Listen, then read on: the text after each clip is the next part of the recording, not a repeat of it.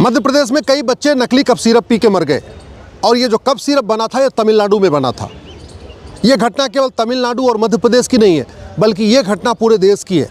पूरे देश में नकली दवाइयाँ बन रही हैं, नकली टैबलेट बन रही हैं, नकली कफ सिरप बन रहे हैं, नकली इंजेक्शन बन रहे हैं, नकली वैक्सीन बन रही है और बड़े पैमाने पे इनकी खपत पूरे देश में की जा रही है। शहरों में कम की जाती है, मेट्रो सिटीज़ में कम की जाती है, लेकिन तहसीलों में, छोटे कस्बों में धड़ल्ले से बिक रही हैं। जो गांव में, कस्बों में जो मेडिकल की दुकानें हैं, वहाँ पे ज़्यादा बहुत सारी दवाइयाँ नकली होती हैं। और ये सब इसलिए चल रहा है क्योंकि भारत में 1940 का ड्रग एंड कॉस्मेटिक एक्ट आज भी चल रहा है। 1940 में अंग्रेज़ों ने बनाया था, वो आज तक 2025 तक चल रहा है। अब सरकार ने निर्णय लिया है कि ड्रग एंड कॉस्मेटिक एक्ट को बदला जाएगा जो 1940 में, और एक नया कानून बनेगा।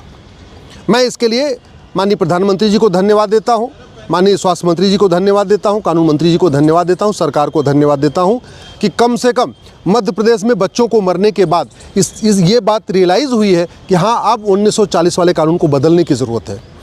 लेकिन 1940 के कानून को ख़त्म करके नया कानून कैसा होना चाहिए, इस पर गंभीरता के साथ चिंतन करने की ज़रूरत है। मेरा व्यक्तिगत मानना है एक नया कानून और नहीं बनाना चाहिए। हमारे देश में पहले ही कानूनों का मकड़ जाल बना हुआ है। ज़्यादा बेटर ये होगा, ये जो भारतीय न्याय संहिता है BNS, इसी में एक चैप्टर जोड़ दिया जाए, नकली दवाइयों के लिए इसी में एक चैप्टर जोड़ दिया जाए, मिलावटखोरी के लिए इसी में एक चैप्टर जोड़ दिया जाए, बजाय कि एक नया कानून बनाने के।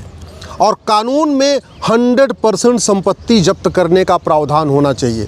ये नकली दवाओं का कारोबार, नकली इंजेक्शन का कारोबार, ये जो नकली वैक्सीन का कारोबार चलता है, अल्टीमेटली इससे मालामाल होने के लिए चलता है, पैसा कमाने के लिए चलता है। जो अपराध पैसे के लिए किया जाता है, उसमें जब तक 100% प्रॉपर्टी जब्त करने का प्रावधान नहीं होगा, तब तक ऐसे अपराध बंद नहीं होंगे।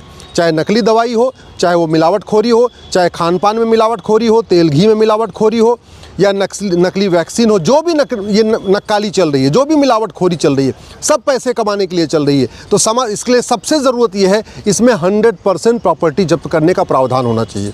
दूसरा, जहाँ पे अपराध सीधे सीधे पैसे के लिए किया जा रहा है और दूसरों के जीवन के साथ खिलवाड़ किया जा रहा है, इसमें 100% नागरिकता खत्म करने का प्रावधान होना चाहिए। 100% प्रॉपर्टी जब्त हो, ऐसे अपराधियों की नागरिकता खत्म हो और साल भर के अंदर आजीवन कारावास या फांसी देने का प्रावधान हो। दुनिया के कई देशों में नकली दवा बनाने वालों को, नकली इंजेक्शन बनाने वालों को, नकली वैक्सीन बनाने वालों को फांसी दी जाती है और 4 महीने 6 महीने में दी जाती है। मैं तो कह रहा हूँ 1 साल में कम से कम दिया जाए। और ये तभी हो पाएगा जब नार्को पॉलीग्राफ ब्रेन में